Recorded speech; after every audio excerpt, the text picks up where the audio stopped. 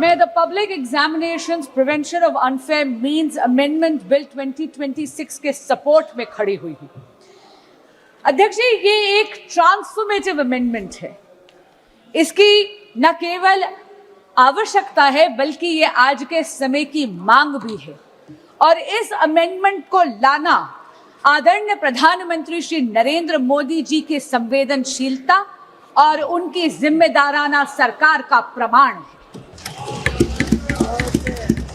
अध्यक्ष जी, जब एक कॉम्पिटिटिव एग्जामिनेशन कॉम्प्रोमाइज होता है तो उसका असर केवल उस कैंडिडेट पे नहीं होता जिसका भाग्य दांव पर लग जाता है। इसका असर तो उस उनींदी मां पर भी होता है जो सुबह 4 बजे गर्म दूध और भीगे हुए बादाम अपने बच्चे को खिलाती है।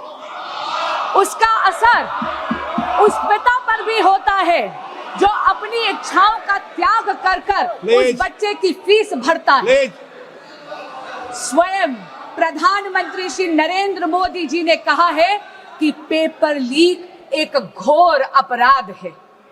और इसीलिए मैं यहां कहना चाहूंगी और इस सदन को आश्वासन देना चाहूंगी कि आदरणीय प्रधानमंत्री श्री नरेंद्र मोदी जी के लिए पेपर लीक को घोर पाप कहना केवल एक बयान नहीं है, ये उनकी सरकार की नीयत है। इसीलिए ये अमेंडमेंट आज यहां पर लाया गया। Speaker sir, a law is a living instrument. It needs to evolve with the challenges that it faces. And in a democracy as complex as ours, in a democracy as large as ours, an examination is definitely the truest, most meritocratic ritual. Because this is one ritual where under the same clock, the son of a laborer and the daughter of a CEO sit down, answer the same set of questions and get judged by the same yardstick. When such a ritual, such an examination is compromised, what gets diluted is a very holy covenant. A covenant that binds the most striving children of India. A quiet promise that in India, effort and merit alone shall prevail. अध्यक्ष जी, आज परीक्षा mafia संगठित हो गया है, cross state criminal network बन गया है। और ये बिल, ये जो संशोधन आज लाया गया है, ये ज्यूरिसडिक्शन की उलझन को सुलझाता है, उसको समाप्त ही कर देता है।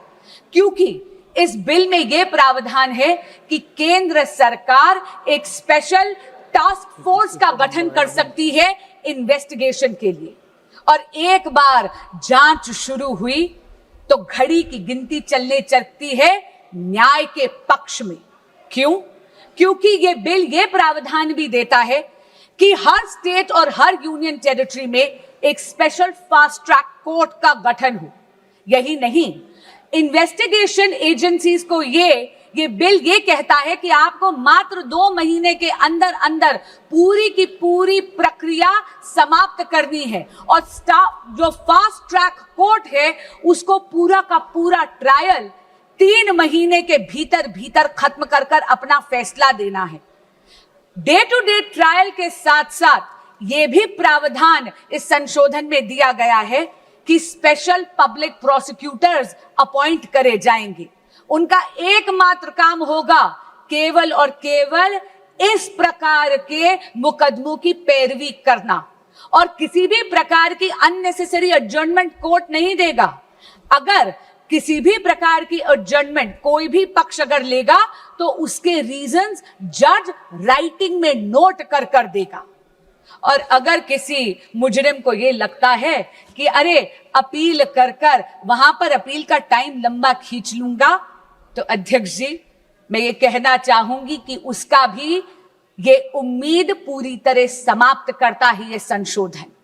क्योंकि ये संशोधन ये कहता है कि appeal directly division bench of high court को जाएगी, यानी कि जहां पर 2 जजेस न्यायपीठ पर बैठे हुए हैं। और अपील भी मात्र 3 महीने के अंदर अंदर समाप्त कर कर उसका फैसला सुनाया जाएगा। अध्यक्ष जी, मैं स्वयं एक वकील हूं। हमें हमेशा एक लीगल मैक्सिम सिखाया गया justice delayed is justice denied.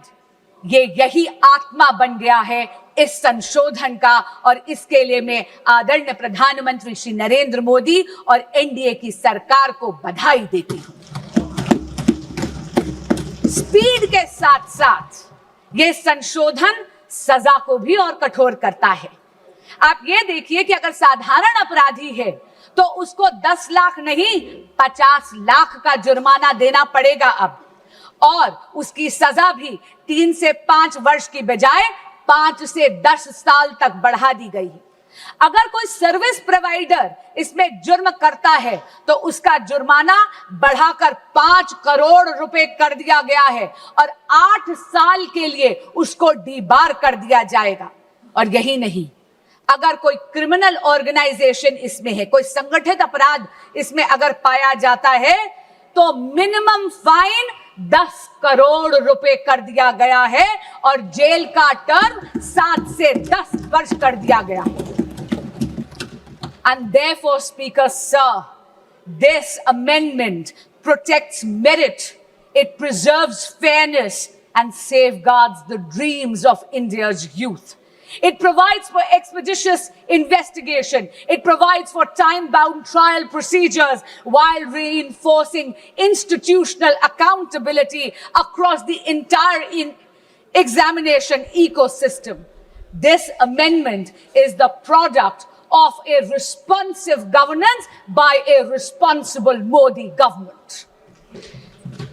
But Speaker Sir, this reform is not in isolation.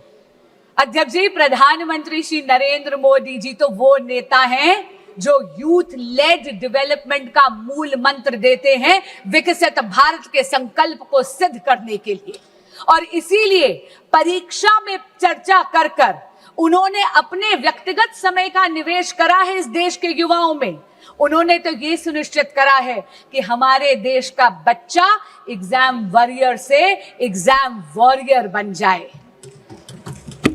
पिछले 12 वर्षों में शिक्षा के क्षेत्र में मोदी सरकार के अथक प्रयासों से रिफॉर्म एक्सप्रेस चल रही है। आप देखिए 12 सालों में अध्यक्ष जी, medical colleges and medical seats have doubled, दुगनी हो गई है उनकी संख्या। यही नहीं, आईआईटीज अब 16 के बजाय बढ़कर 23 हो गई हैं। आईआईएम्स 13 से बढ़कर 21 हो गई हैं। Functioning AIIMS, all India institute of medical sciences अब 7 नहीं, मोदी सरकार के कार्यकाल में 7 से बढ़कर 20 हो गई हैं। यही नहीं, नंबर ऑफ यूनिवर्सिटीज भारत में मोदी जी के कार्यकाल में 60% से ज्यादा हो गई हैं, बढ़ गई हैं। As far as higher education enrollment statistics are concerned, अध्यक्ष जी, 91 लाख एडिशनल स्टूडेंट्स अब हायर एजुकेशन के इंस्टीट्यूट्स में एनरोल करते हैं, जिसमें से 50 लाख महिला स्टूडेंट्स है, फीमेल स्टूडेंट्स है। और हाँ, एससी स्टूडेंट्स की एनरोलमेंट तो 44% हो गई है। एसटी स्टूडेंट्स की संख्या बढ़कर 65% हो गई है। अध्यक्ष जी, ये विस्तार केवल अफसरों का विस्तार नहीं है, ये सामाजिक न्याय का विस्तार है। लेकिन मोदी सरकार ने रिफॉर्म्स को केवल इंस्टीट्यूशंस तक सीमित नहीं रखा, डिजिटाइज कर कर यह सुनिश्चित कर दिया कि दीक्षा के माध्यम से एजुकेशन हर बच्चे के मोबाइल फोन तक पहुंच जाए। ईट पाठशाला के माध्यम से पूरी की पूरी लाइब्रेरी अब बच्चों की हथेली में है। CUET जैसा एडमिशन प्रोसेस के लिए एग्जामिनेशन लाकर एडमिशन प्रोसेस को और ज्यादा पारदर्शी यानी ट्रांसपेरेंट बना दिया, और NEP 2020 में भारत की एजुकेशन सिस्टम को रिजिड स्ट्रीम से मुक्त कर दिया गया है। यदि कोई स्टूडेंट बायोलॉजी के साथ साथ म्यूजिक पढ़ना चाहता है तो उसको अब अपनी प्रतिभा में किसी एक सब्जेक्ट का चयन करने की जरूरत नहीं है, क्योंकि नरेंद्र मोदी जी ने यह सुनिश्चित कर दिया है कि प्रतिभा ना परिस्थितियों की अधीन होनी चाहिए और ना ही एजुकेशन स्ट्रीम्स की मोहताज। अध्यक्ष जी, जब अफसरों का विस्तार होता है तो उसके साथ साथ उन अफसरों की निष्पक्षता भी सुनिश्चित करनी अनिवार्य है। ये अमेंडमेंट बिल 2026 का यही सुनिश्चित करता है। अध्यक्ष जी, इस सदन में पिछले 2 वर्षों से मैंने देखा है कि बहस तथ्यों पर होनी चाहिए, बहस नैरेटिव पे नहीं होनी चाहिए, बहस प्रमाणों पर होनी चाहिए, बहस पूर्वाग्रह पर नहीं होनी चाहिए। इसीलिए मैं ये जरूर कहना चाहूंगी आपके माध्यम से विपक्ष के साथियों को, सबसे पहली बात तो बेल सरकार नहीं, इस देश का कोर्ट देता है और लोकतंत्र में judiciary is independent of the executive and the legislature. दूसरी बात मैं ये कहना चाहूंगी, कांग्रेस के साथी और विपक्ष के कुछ साथी एक नैरेटिव बिल्ड करने की कोशिश कर रहे हैं जैसे कि पेपर लीक की समस्या, एग्जाम कॉम्प्रोमाइजिंग की समस्या केवल और केवल 2014 के बाद पैदा हुई है। अध्यक्ष जी, मीडिया की रिपोर्टों का अगर हम सच माने तो विपक्षी दलों के जहां जहां पर शासित राज्य हैं और पिछले जब 1 दशक था, जब 2014 से पहले कांग्रेस लेड यूपीए सरकार था, तब 1 नहीं 2 नहीं बल्कि टोटल 22 बार पेपर लीक होकर कैंसिल करने पड़े। उनमें से कांग्रेस लेड यूपीए सरकार के अधिकार क्षेत्र में आने वाले 6 ऐसे एग्जामिनेशंस हैं जो सीधा केंद्र सरकार के नीचे आते थे। अध्यक्ष जी, AIIMS PG examination 2006, ICAI CPT examination 2007, CLAT 2009, Railway Recruitment Board examination 2009, AIEEE 2011, SSC CGL examination 2013, ये सारी की सारी पेपर लीक तब थी जब विपक्षी दल सत्ता में था, यानी कांग्रेस लेड यूपीए गवर्नमेंट थी। अब मैं राज्यों के कुछ आंकड़े आपको देना चाहूंगी।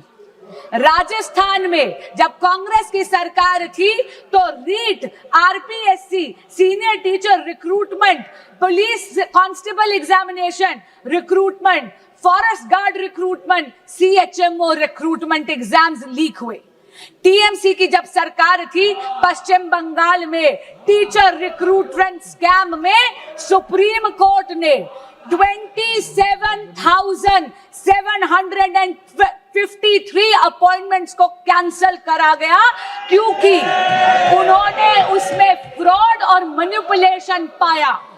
यही नहीं, जब बीआरएस की सरकार थी तेलंगाना में तो टीएसपीएससी पेपर का लीक हुआ। उत्तर प्रदेश में जब सपा की सरकार थी तो police constable recruitment paper leak हुआ।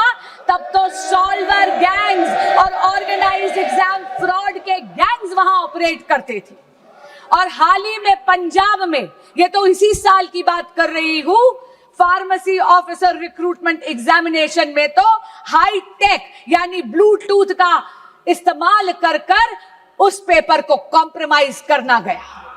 पर मैं पूछना चाहती हूं, इससे पहले कि विपक्ष मुझ पर यह इल्जाम लगाए that I am talking about whataboutery, this is not about whataboutery, but I am calling out the opposition on its selective outrage. मैं पूछना चाहती हूं विपक्ष से कि अगर ये सिद्धांत की लड़ाई है तो सिद्धांत सरकार देख के बदल कैसे जाता है। मैं पूछना चाहती हूं कि अभी खड़े होकर इन्होंने तत्कालीन केंद्रीय शिक्षा मंत्री की बात करी, क्या माननीय गौरव गोगोई जी ने अभी तक पंजाब के एजुकेशन मिनिस्टर का इस्तीफा मांगा है या नहीं? यही बात नहीं है अध्यक्ष जी, एक सिंगल प्रोफेशनल टेस्टिंग एजेंसी की मांग पिछले 30 साल से इस देश में पेंडिंग थी। 1986 की जो नेशनल पॉलिसी थी एजुकेशन की, उसका जब प्रोग्राम ऑफ एक्शन 1992 में आया तब ये मांग उभर कर आई। इसको आईआईटी डायरेक्टर्स कमेटी ने 2010 में रीइटरेट करा, इसे दोहराया, लेकिन ये मांग इसको अनदेखा कर दिया कांग्रेस पार्टी और यूपीए ने। क्यों? क्योंकि उनको कोई फर्क नहीं पड़ रहा था कि इस देश के युवा का भविष्य कसौटी पर नहीं उखड़ रहा था। उनको कोई फर्क नहीं पड़ रहा था कि इस देश के युवा का भविष्य उसकी बलि दी जा रही थी। ये तो नरेंद्र मोदी की सरकार आई, एनडीए की सरकार आई तो 2017 में एनडीए का गठन हुआ। अध्यक्ष जी, जहां पर कांग्रेस शासित यूपीए ने पॉलिसी वैक्यूम करा, वहीं पर अगर मैं जेनजी की भाषा को बोरो करूं, then I will have to say Modi ji clocked it and provided a legislative solution.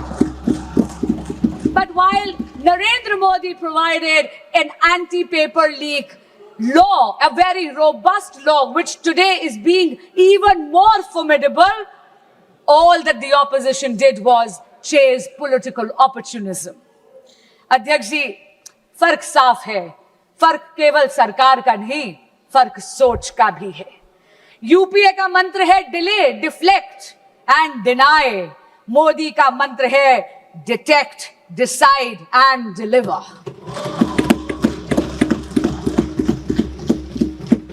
इनका ये रवैया देख के अध्यक्ष जी, कवि दुष्यंत की दो पंक्तियां मुझे याद आती हैं। तुम्हारे पैरों के नीचे कोई जमीन नहीं है, तुम्हारे पैरों के नीचे कोई जमीन नहीं है, कमाल है कि फिर भी तुम्हें यकीन नहीं है।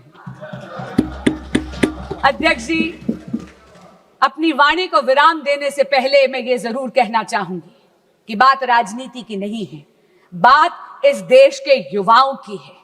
और इस देश के युवाओं का भविष्य किसी भी राजनीतिक विचारधारा या दल की डिफरेंसेस से ऊपर है। और इसीलिए मैं यहां से, इस सदन के पटल से, हर प्रकार के एग्जामिनेशन माफिया को चेताना चाहूंगी कि आप इस सदन के संकल्प से बड़े नहीं हैं। और आज आपके माध्यम से अपील करना चाहूंगी विपक्ष के साथियों से और सदन के एक एक सदस्य से कि सर्वसम्मति से आज इस संशोधन को पारित करिए। अब ना कोई पेपर बिकेगा, ना किसी का सपना झुकेगा। जो युवाओं के भविष्य को लूटेगा वो सलाखों के पीछे रहेगा। जय जगन्नाथ। बहुत बहुत धन्यवाद।